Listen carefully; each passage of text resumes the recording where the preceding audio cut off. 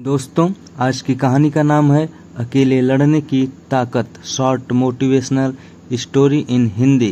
कभी कभी हमें जीवन में अकेले लड़ना पड़ता है। यह कहानी एक ऐसे लड़के की है जो अपने लक्ष्य की ओर आगे बढ़ने के लिए अपनी अकेलापन को एक सुनहरा अवसर बनाता है।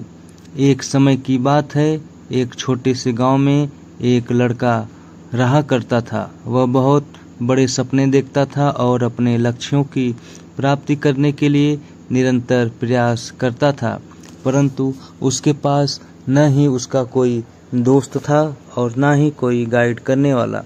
उसके परिवार में भी उसके सपनों को समझने वाला कोई नहीं था। इसलिए उसे लगता था कि वह अकेलेपन की जंजीरों से कब तक बाहर निकलेगा और अपने सपनों को कब पूरा करेगा।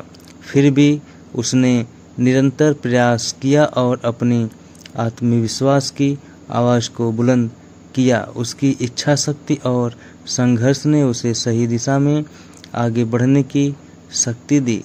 एक दिन उसे अपने गांव के बाहर एक लाइब्रेरी पुस्तकालय का पता चलता है। वह आश्चर्यचकित हुआ क्योंकि उसे पहले कभी ऐसी जगह नजर नहीं आई थी।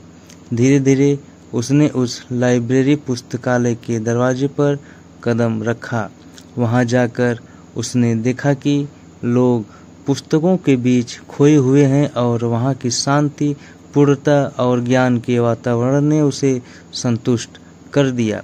अपनी उत्कृष्टता को पहचानते हुए उसने यह निर्णय लिया कि वह लाइब्रेरी पुस्तकालय में समय बिताएगा।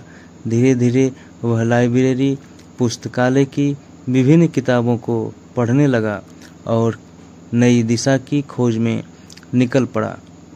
दिन बीतते गए और उसका ज्ञान दिन प्रतिदिन बढ़ता गया और वह अच्छे लेखकों और दर्शकों के साथ रिश्ते बनाने लगा। इसी के साथ उसने लिखने का भी मन बना लिया। उसने कई लेख लिखे, जिसमें से उसका एक लेख प्रकाशित हुआ और उसे अवसर मिला अपने लेखकी कौशल को दुनिया के सामने प्रदर्शित करने का।